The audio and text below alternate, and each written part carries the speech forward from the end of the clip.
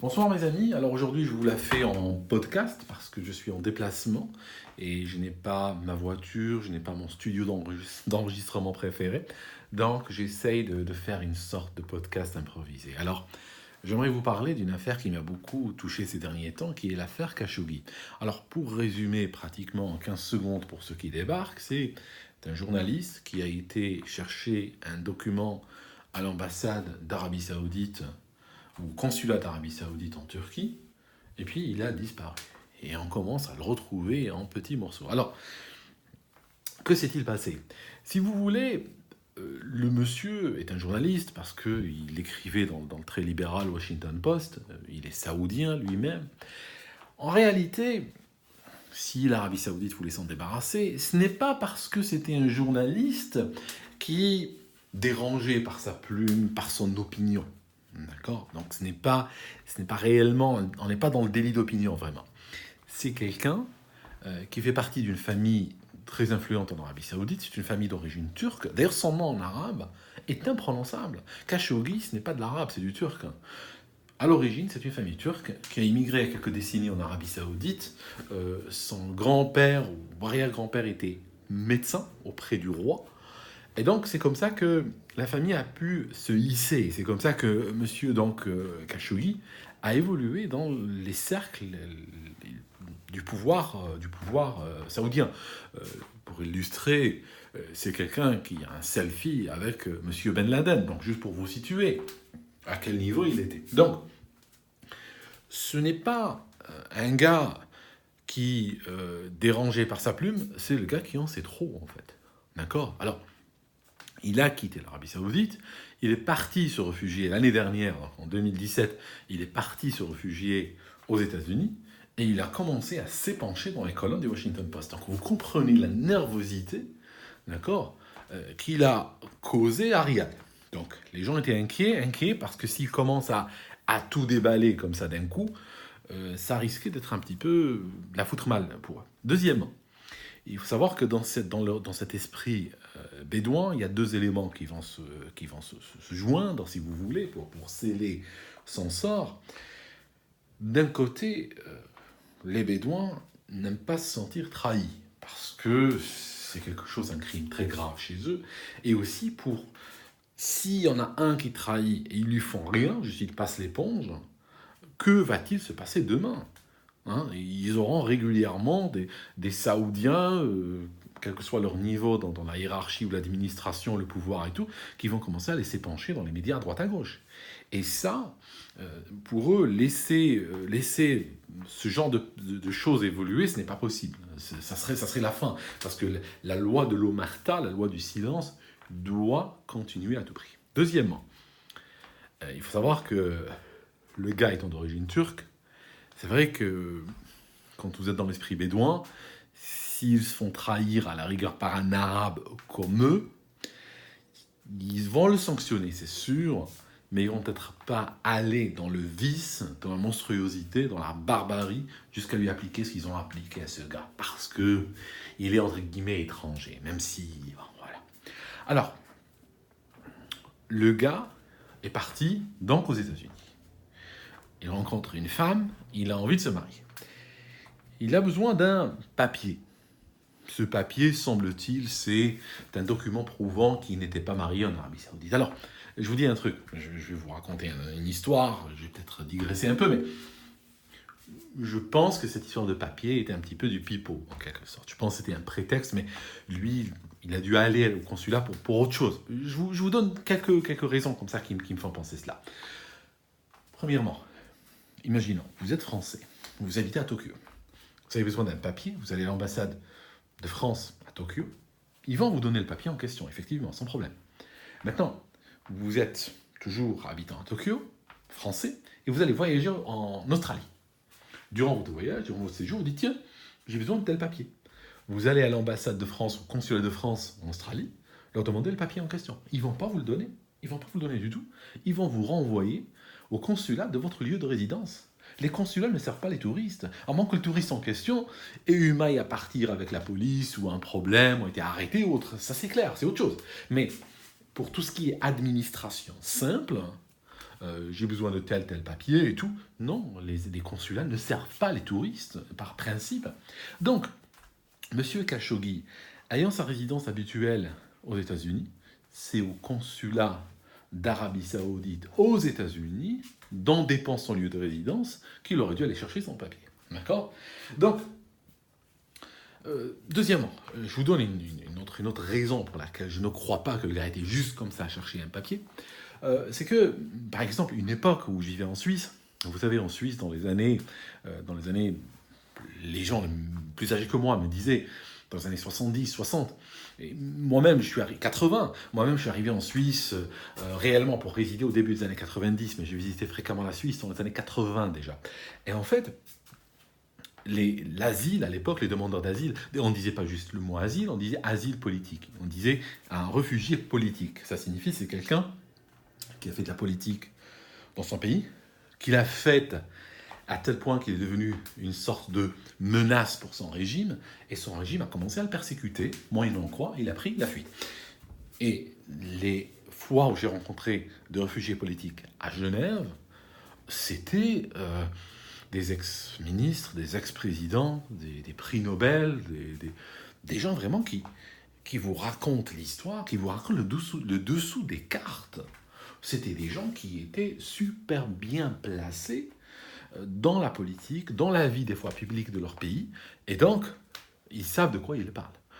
C'est bien après qu'on a commencé à avoir des réfugiés politiques alimentaires. Ça signifie des gens qui débarquaient en masse et qui ne pouvaient même pas citer le nom des 3 derniers premiers ministres de leur pays et qui disaient que ben voilà, ils viennent pour des raisons de persécution politique. Je veux dire, ça n'a aucun sens, ça devenait risible. Mais bon, parlons pas de ça. J'avais rencontré à l'époque un dissident libyen. Le gars avait écrit des livres. Je l'ai rencontré dans un café, il est venu avec tous ses livres, il me les a montrés et tout. Il m'a parlé du régime Kadhafi et tout ça. Il était très remonté, le gars. Il a fait de la tôle là-bas et tout ça. Bon, toujours est-il, il m'a dit un truc qui est un lieu commun chez tous les réfugiés politiques. C'est de ne jamais mettre les pieds dans les représentations diplomatiques du pays que tu as quitté. D'accord? C'est très simple.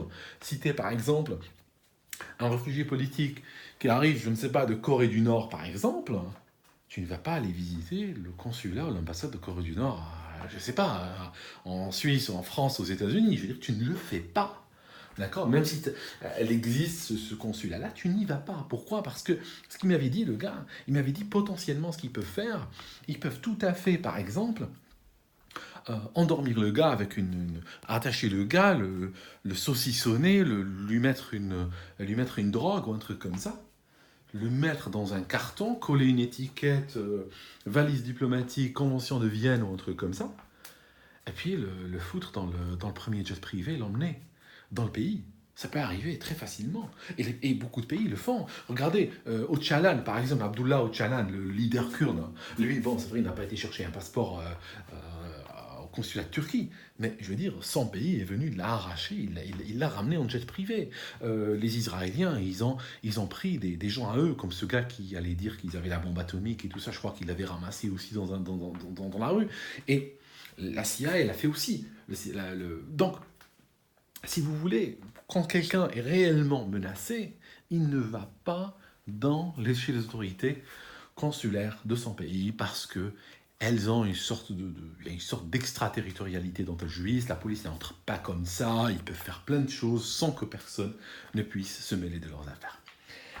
Alors, bien sûr, monsieur Khashoggi a été peut-être influencé par cette masse qu'on a récemment de réfugiés qui viennent demander l'asile. Une fois qu'ils l'obtiennent, une fois qu'ils ont une carte de séjour, la première chose qu'ils font, c'est qu'ils vont au bled, ils vont à leur pays, le pays qu'ils ont fui. Des fois, il y a 1 an, il y a 2 ans, pour persécution, leur vie était menacée dans ce pays. Et finalement, la première chose qu'ils font, ils prennent l'avion, remplissent des bagages, ils vont là-bas. Et ça, il a peut-être été entraîné là-dessus, mais je pense qu'il n'était pas du niveau peut-être à se faire embobiner de cette manière. Je pense réellement, ce que je viens de dire il y a 1 minute, c'est juste pour être un peu caustique, mais en réalité, je ne pense pas que le gars était de ce niveau. Je pense que le gars est parti au consulat peut-être pour négocier quelque chose, discuter quelque chose. Je pense qu'il a été piégé, d'accord? D'ailleurs, lui-même était était un petit peu, était un petit peu méfiant parce que il part, sa nana, il la laisse dehors, il la laisse loin de l'affaire. Hein, si c'était juste un papier, il aurait pu la faire rentrer avec lui, dire voilà, tu restes dans la salle d'attente, tu veux juste signer, ramener un papier. Non, il l'a laissé dehors. Il lui a laissé son téléphone. Il a lancé sa montre. Il a une montre d'iPhone. Il a lancé un enregistrement qui est parti sur le cloud, qui a été synchronisé avec son Mac, son iPhone et tout ça. Et en fait, il rentre dans l'ambassade et puis il ne sort plus jamais. Enfin, il sort, mais en plusieurs fois. C'est ça l'idée. Parce que les Turcs, très rapidement, l'histoire arrive en ligne, parce que les Saoudiens, ils ont cru commettre le crime parfait. Ils ont peut-être regardé trop de James Bond. Ils ont peut-être eu un petit entraînement chez leurs amis américains. Ils ont dû peut-être les emmener à un stage de 15 jours, quelque part, juste pour leur montrer un petit peu les rudiments du métier. Mais ils ne sont pas bons. Ils n'ont jamais été bons. On le sait. Hein, ça se saurait. Donc, qu'est-ce qu'ils ont fait? Ils ont voulu commettre le crime parfait. Donc, ils ont organisé une sorte pardon pour l'expression, je parle un peu comme un gauchiste, des fois ils ont organisé un vaudeville, je sais bien que c'est monstrueux ce qui s'est passé, donc nous sommes loin du vaudeville, mais le gars rentre. À un moment donné, un type sort, qui a à peu près le même gabarit que lui, qui porte les mêmes habits, mais il paraît qu'il s'était trompé de pompe, il n'avait pas les mêmes chaussures. C'était juste pour que ce gars puisse circuler sous les caméras de surveillance et tremper l'humanité et dire que voilà, M. Khashoggi est sorti. La CIA n'a-t-elle pas trompé l'humanité avec des vidéos truquées de M. Ben Laden? Si vous regardez les vidéos qui servaient régulièrement au lendemain du 11 septembre, tous les quelques mois, Ben Laden arrivait faire une déclaration fracassante et vous regardez d'une vidéo à l'autre, il n'y avait pas de chronologie du tout, il changeait complètement, de son visage, tout ça, changeait sans arrêt. Mais bon, les gens croient ce qu'on a envie de leur faire croire. Et puis Ben Laden, à un moment donné, ils sont arrivés, ils l'ont tué de manière glorieuse, et puis ils ont jeté son corps dans l'eau, et puis il a disparu, et puis voilà, on n'a que leur parole, hein, c'est tout. La parole des Américains, elle vaut de l'or, comme vous le savez. Alors, toujours est-il que M. Khashoggi rentre là-dedans. 2 heures plus tard, c'était déjà sur Twitter qu'il avait disparu, parce que sa nana, elle reste dehors, elle commence à s'inquiéter. Elle ne voit pas sortir, j'imagine qu'elle avait des instructions. Si je ne sors pas au bout de X temps, tu fais ça. Donc elle a commencé à faire du foin. Et littéralement, 2-3 heures plus tard, je pense qu'ils n'avaient même pas fini de découper le corps, les Saoudiens, que l'affaire était sur Twitter. Donc ils ont compris qu'ils se sont fait un petit peu entuber. Moi, je pense qu'ils ont attiré le gars pour négocier quelque chose, je ne sais pas, quelque chose. Il y avait une négociation qui devait se passer. Et ils ont envoyé une équipe. Il y avait une équipe de 15 personnes qui était arrivée par plusieurs vols en Arabie Saoudite, un petit peu pour s'occuper de lui. Alors, les Turcs, bon, pour vous situer aussi, il y a un climat politique, c'est que M. Khashoggi, si je dois utiliser une image un petit peu à l'emporte-pièce comme ça, je vous dirais que c'est le Tariq Ramadan saoudien, de proportion gardée, parce que Tariq Ramadan n'a pas de selfie avec Ben Laden, mais juste pour vous dire, c'est la mouvance Frères musulmans. Malgré tout, il était assez pro Daesh, il était pro ISIS. Le gars, je veux dire, les méthodes de couper les têtes et tout ça, ça ne l'a jamais rébuté. Il y a des tweets de lui de l'époque de 2013 où la France disait que Daesh faisait du bon boulot. Enfin, c'était un Nusra, mais bon, c'est la même chose. C'est quelqu'un qui tweetait que les Moudjahidines ou les terroristes ou autres comme il les appelait faisaient du bon boulot. Hein. Il n'utilisait pas le mot terroriste, il disait jamais le groupe. Voilà.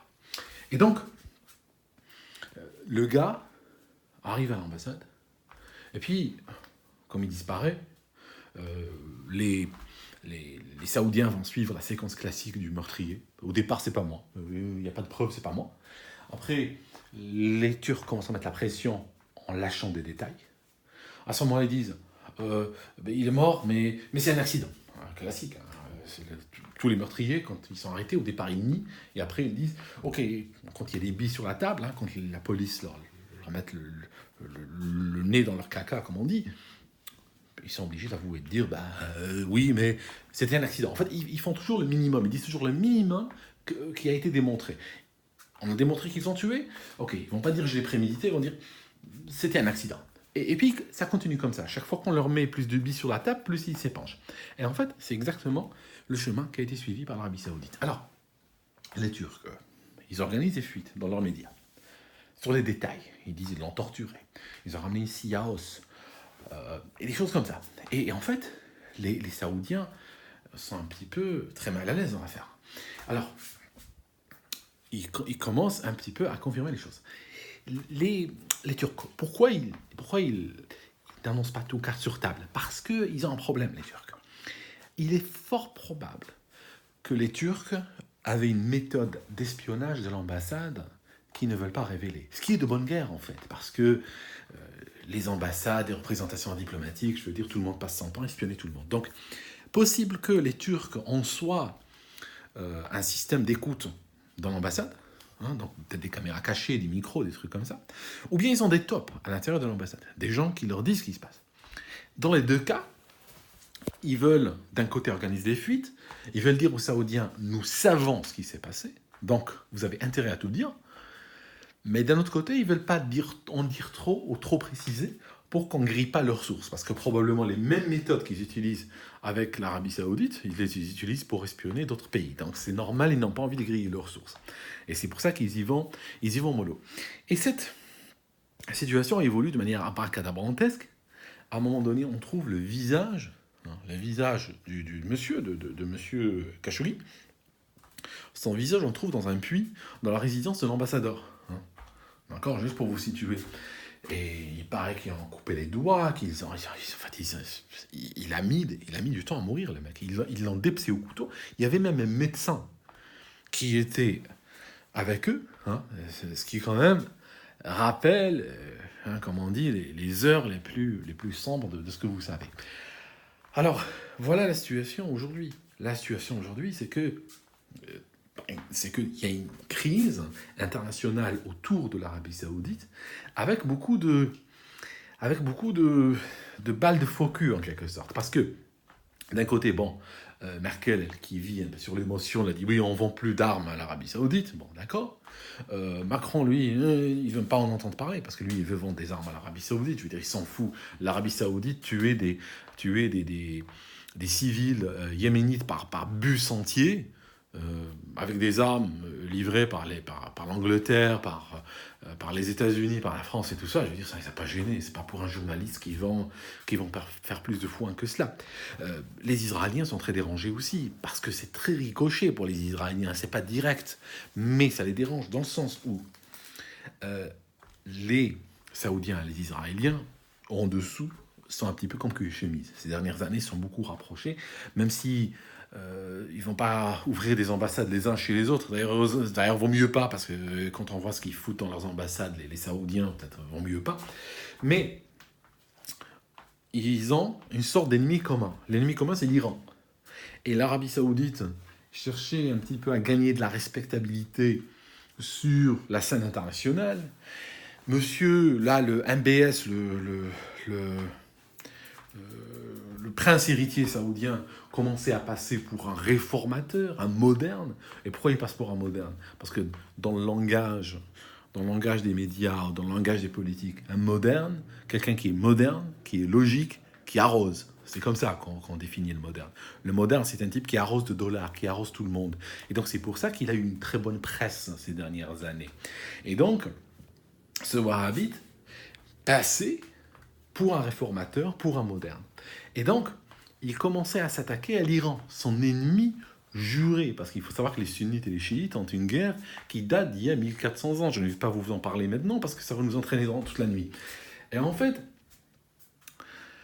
l'autre ennemi d'Israël, autre animosité, si vous voulez, dans la région, c'est entre Israël et l'Iran.